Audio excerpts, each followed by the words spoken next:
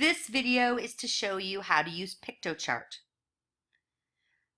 You will sign in with Google. There is no reason to make another another account. So you should already have signed into your Google account through Google Classroom.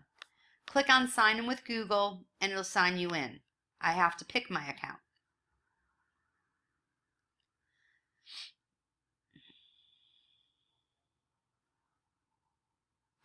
Piktochart comes with a number of different templates. You need to be in the infographics. Now you can look through, but as you can see, there's really no all about me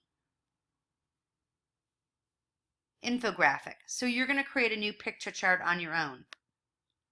And we're going to create an infographic. Infographics work based on blocks. Here's a block. You can see where the separation is, where there's another block. There's another block. So you're working in blocks. All you have to do is use the menu choices on the side. You can tell what block you're in because it's selected and has kind of like a shadow around it. So watch, I click here, see the shadow is around this and I'm working on this block. I click here. It also will tell you over here what number block you're on. So let's just go through some of the tools. Backgrounds. Like I said, everything binds to the individual block. You can click on background, pick a solid color, or pick a pattern. Make sure it looks good. You don't want something looking funky together.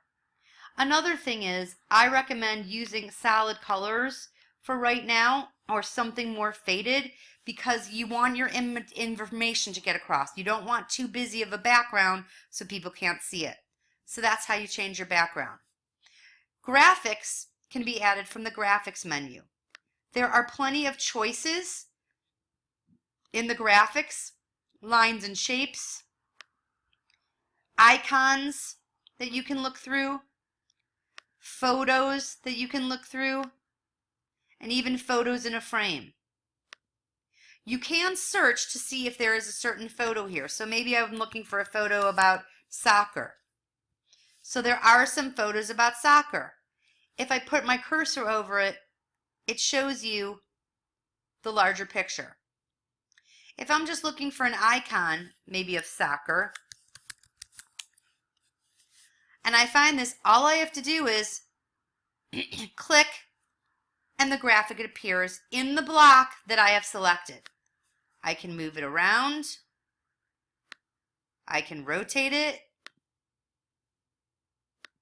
And I can even make it bigger. That's how you use graphics.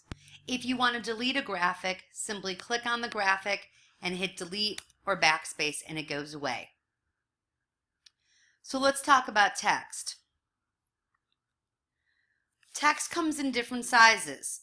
You click on title, it gives you a bigger title.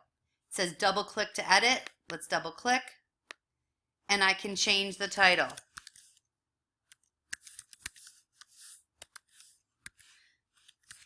You want something smaller, you've got subtitle,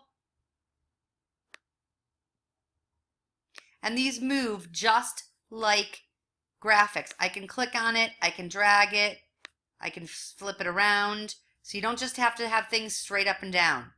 So you've got different sizes of text. So let's go down and look at another block. So remember, you've got different blocks. You can also rearrange them. Like down here, I can move this one down or move it back up. I can clone a block. So if I like the style of something, I can clone it and have two of the same. I don't want it. I can click on delete block, exit, and the block goes away. So let's go on to another block. Let's go to backgrounds again.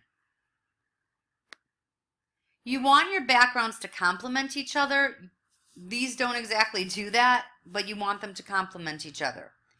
One other thing I want to show you is you have to hit save. This is not Google. It will not save your project. So make sure as you're working, you click on save. And it successfully updated the infographic and we're good. So those are the basics of how to use Piktochart.